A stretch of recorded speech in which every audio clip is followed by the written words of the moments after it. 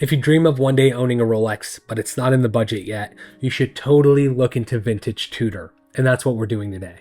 Today, we're specifically looking at an early reference 9020-0 Tudor Oyster prints. Let's get into the specs first, and then I will tell you why I love this watch so much. The 9020 is a smooth bezel steel oyster case that measures at 34 by 41 millimeters and it's 10 millimeters thick. If you choose to put it on the strap, you'll have to notate that the lug width is 19 millimeters.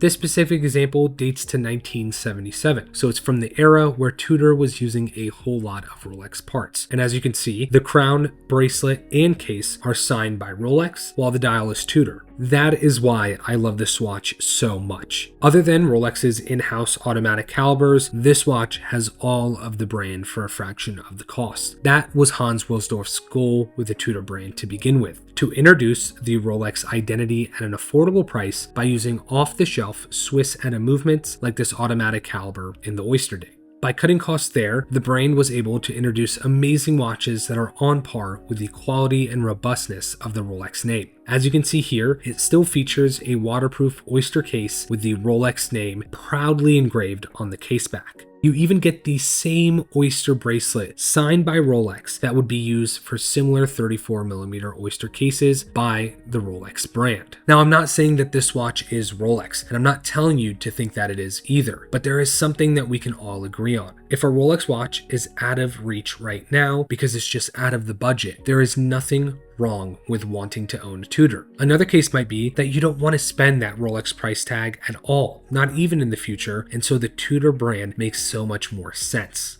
This Oyster Prince is a no-frills, simple, classic, straightforward watch. The case proportions are perfect. A 34mm smooth bezel Oyster case will always wear like a dream. And you have it on a Rolex signed Oyster bracelet to give it that sporty feel, but you can also swap it out for a leather strap. You can even make it more dressy with something like lizard or alligator. So with that being said, if you've been debating picking up a vintage Tudor, you should totally do it because they are so much fun. While this one might be sold by the time this goes live, I always try my best to have vintage and modern Tudors in stock in the watch shop over at huntingtoncompany.com. So make sure you go check out the website, and also we will gladly help you with all your buying, selling, and trading needs when it comes to both vintage and modern watches. So feel free to reach out with any questions you might have.